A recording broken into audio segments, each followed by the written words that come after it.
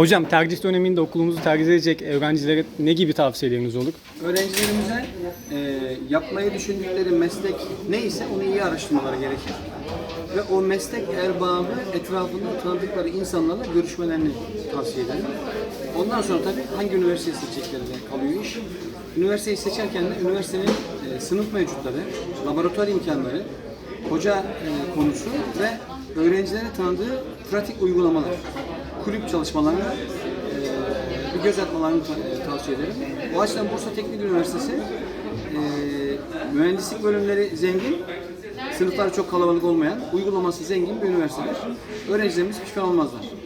Hocam Bursa Teknik Üniversitesi'nin diğer üniversitelere nazaran ne gibi avantajları var? Bursa Teknik Üniversitesi tamamen sıfırdan kurulduğu için, hiçbir fakülte bölümü almadığı için çok daha özgür bir eğitim sistemi var diyebiliriz. Diğer üniversitelere yanlış bir mesaj vermiş olmayalım. Ne demek istiyorum?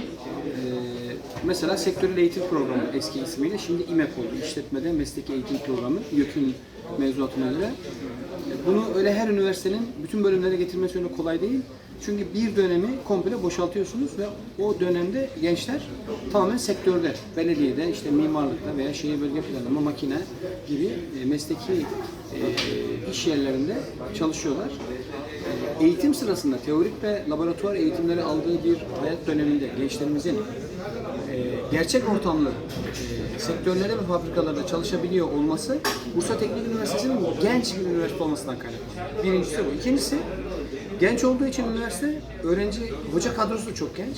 Kadrosunun genç olmasını ne sağlıyor? Öğrencilere çok daha sıkı ilişki ve iletişim kalitesini geliştiriyor. Bu da öğrencilerimizin hem öğrenci toplulukları hem de Teknofest gibi takımlara, yarışlara çok daha dinamik katılmaları sağlıyor. İspatınız nedir? 100 takım katıldık bu sene. Yani 6000 öğrencisi olan bir üniversitenin 100 takım çıkarması öyle kolay değil. Bu öğrencilerle asistanlarımızın ve hocalarımızın iletişim kalitesinin iyi olduğunu gösteriyor. Teşekkürler hocam. Burada bu araçtan biraz bahseder misiniz? Hangi takımın aracı bu? Bir bilginiz var mı? Bizim 5 tane elektrikli aracımız var. 5 tane elektrikli aracımız. 2 tanesi otonom zannediyorum. Bu VTU Sancar zannediyorum. Evet. Çok da böyle artistik sosyal medyada çekimleri var. Hacivatımız var, arfımız var. Gençlerimizin bir ekip ruhuyla yapmış oldukları ve sanayicilerimizin de bir baba şefkatiyle, anne şefkatiyle gençlerimizi bağırlarına bastıkları bir olay sonucunda gelişmiş bir projedir bu. Bunda mesela spesifik olarak Sazcılar firması. Biliyorsunuz bu metro, işte Bombardier, Siemens, Almanya'daki metroların kabuklarını yapan, kompozit üreten bir firma. Sağ olsun Hüseyin Bey Sazcılar'da çocuklarımıza güvendi, onları sahiplendi ve bu kalıbını orada çıkardılar. Diğer araçlarımız için de aynı şekilde çok fedakar, cefakar firmalarımız gençlerimizi sahiplendiler. Güzel başarılar bekliyoruz inşallah. Hocam benim sormayı unuttuğum, sizin de söylemek istediğiniz bir şey var mı öğrencilere? Şunu söylemem lazım. Üniversite sadece sınıfta alınan ders veya ele geçen bir diploma değildir. Üniversite 4 yılda bitecek diye bir şartlanmaya gençlerin girmemesi lazım.